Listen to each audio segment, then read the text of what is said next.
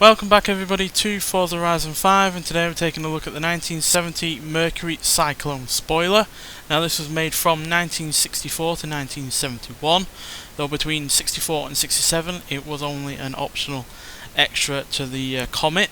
It became its own nameplate though in 1968, and this is part of the fourth generation that was made between 1970 and 1971, so not very many of them, and yeah, even less of this version, because this was the more performance orientated version of the Cyclone, as it has front and rear spoilers, decals, a functional hood scoop, dual racing mirrors, and a competition suspension package.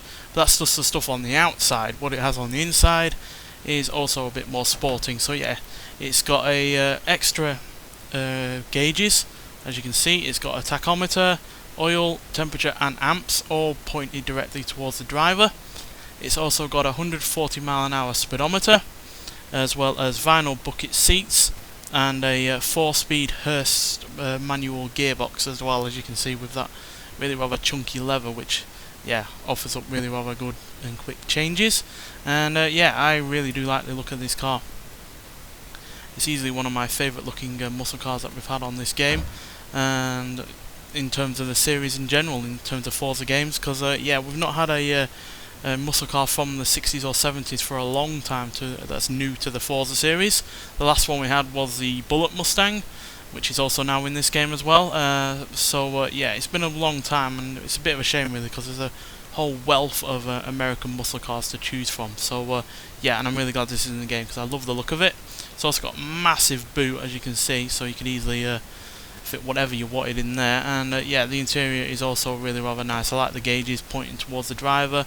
It's also got a lot of space in the rear for anyone, and yeah, it just looks all very nice. But crucially, I do love the look of the front of the car. I love that design in terms of the way that the grille is shaped, the quad headlights, along with the spoiler at the front, and then the little spoiler decal as well on the front there. Then you've also got the hood that has the functional scoop on it, which is you know, hiding a very formidable engine. 7 litres V8 engine, producing 370 horsepower and 450 pounds-feet of torque, which is yeah, a huge amount. And yeah, this is a CJ version as well, so yeah, that's why it's got so much power and so much torque, because it's just even more beefed up than the standard engine that you could get with one of these. And yeah, like I said, I love the look of it. Now granted, there was a GT version of the Cyclone which had covered headlights, which I slightly prefer in terms of look. In terms of the looks, it's basically the same kind of deal with the Dodge Charger really, in terms of the way that looks without its headlights covered. But outside of that, yeah, love the look of it. Like the fact that the hood is functional, which sometimes was not the case with cars of this type. And yeah, the fact it's the more sporting version is also really rather nice. So, but yeah, nonetheless, let's get out onto the open road and see what this car can do. So yeah, even though this is obviously the sporting version of the Cyclone, it's still not what I call a sports car. Definitely an old school muscle car, because it weighs 3,947 pounds, which no matter which way you try and swing it, that is a lot of, you know, a weight for a car that is supposed to be sporting. And yeah, the brakes aren't particularly great, and even though it's got the competition suspension package, it is still quite a floaty and yeah, not entirely responsive car in terms of handling. But that said, I love it.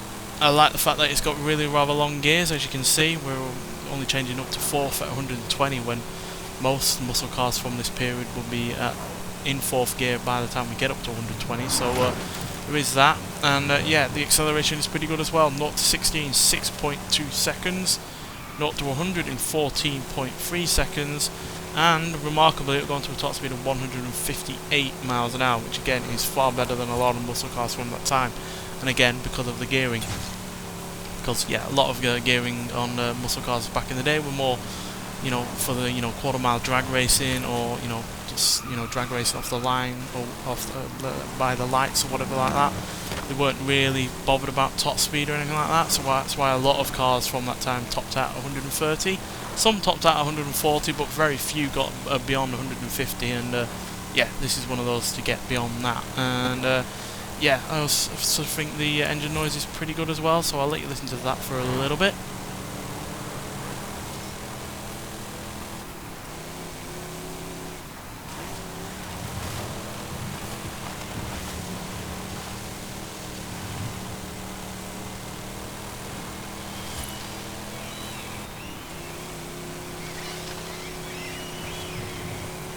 yeah, it's nothing particularly special in terms of the way it sounds, but yeah, as a big fan of muscle cars, I do appreciate a naturally aspirated large block V8, and yeah, there's not many V8s on this game that are larger than this from this period, that's for sure. So yeah, overall, really do like this car. It's nothing, you know, that's going to blow the socks off of some people, but as a big fan of muscle cars from the 60s and 70s from America, yeah, to have a new one to the series is always a plus point, especially one that is as, you know, enjoyable to drive and as nice to look at, and yeah, just good fun in general, really. So yeah, this is the third car that we've reviewed out of the car pass. It's not been updated yet to reveal the next few cars over the next few weeks, but if they're anything like the last three that we've had, the Renault 8 Gordini and the Subaru STI S209, then yeah, I'll be massively pleased, because we've had three cars that have been remarkably different.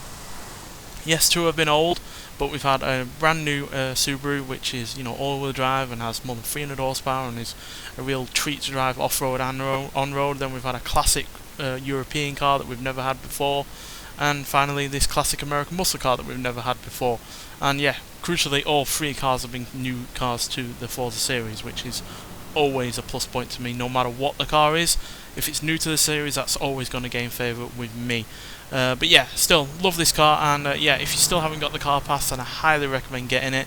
Although obviously, if you'd like to hang on and see what cars are going to be coming in the next few weeks, then I don't blame you. But regardless, yeah, fantastic car, fantastic start to the car pass with these three cars that I've reviewed recently.